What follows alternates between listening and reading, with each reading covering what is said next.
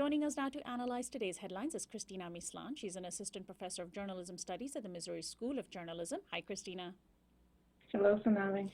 A day past its deadline to reach a deal with the International Monetary Fund and other creditors, Greece is now officially in default. Prime Minister Alexis Tsipras put forward a proposal this morning for a budgetary overhaul to try to revive discussions on a new bailout plan, but his offer was rejected by EU officials.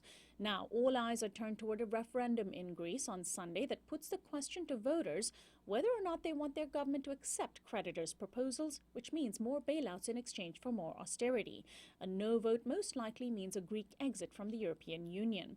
Prominent economists like Joseph Stiglitz have recommended a no vote, saying there's no hope in continued austerity. President Obama said that a Greek default would have little impact on the U.S. economy. Still, many see this moment as a turning point on which the entire future of Europe hinges. Cristina, how important do you see the situation in Greece as?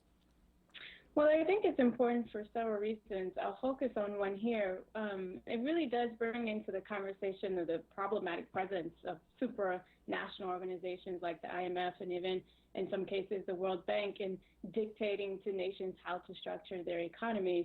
And so research, even though we've seen that research in real world consequences has shown us that not only do austerity measures not work, but also that what economists call structural adjustment programs are dire to a nation's economy recovering.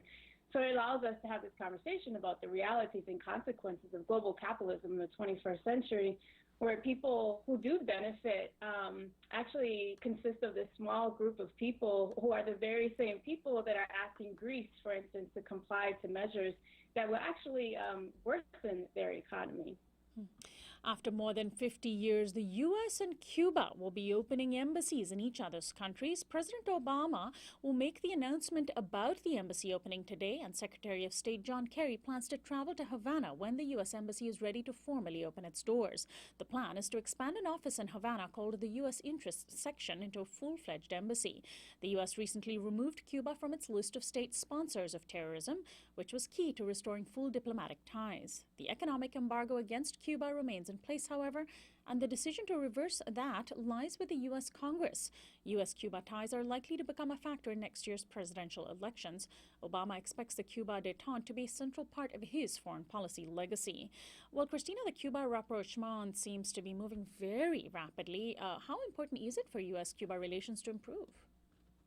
You know, I like to be cautious. Of course, it's very important that the two countries improve their relations, mostly for Cuban's sake. That includes giving Cuban Americans more space to assist their families on the island, expanding travel opportunities between both countries, assisting Cuba's tourist economy, to name a few different factors that would help.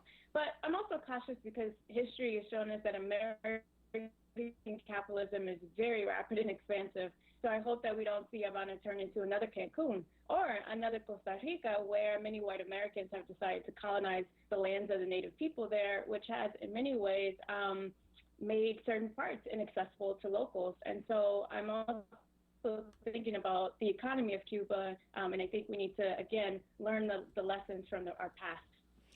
And finally, the Western Washington chapter of the Girl Scouts made waves when it returned a $100,000 donation this week.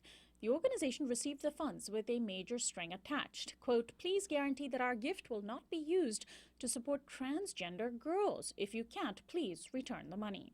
So the Girl Scouts returned it and set up their own crowdfunding campaign to make up the loss of what would have been a third of their annual fundraising goal. With the messages, "We welcome transgender girls" and "Girl Scouts is for every girl," the group has so far raised $250,000. The news comes on the heels of a Supreme Court decision to legalize gay marriage and the 46th anniversary of the Stonewall riots, which were started by two trans women and seen as the opening salvo of the LGBT rights movement. In contrast, the Boy Scouts of America has long had trouble accepting boys who identify as gay or transgender. Cristina, is this story an indication of the growing cultural shift in the U.S. over LGBT rights? I think among many of the other new developments that we've seen recently, we can definitely see the story as an example of the shift to accept and embrace people who identify as LGBTQ.